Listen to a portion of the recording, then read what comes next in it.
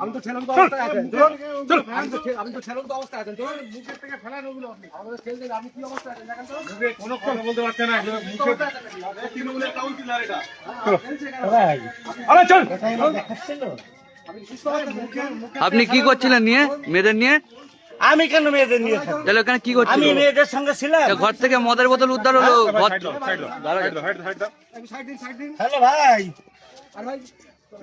আরে আসো আসো। বাড়ি নেই তো। আরে চলো আমাকে পুলিশ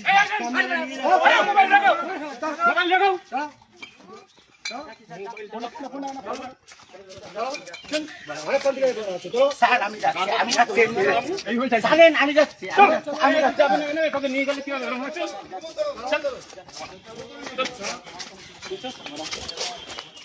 ভালো হবে কি তারা ছিল না, ভালো কাজ করছিল ওখানে ভাই আমি জানতাম তুমি কিছু জানো না।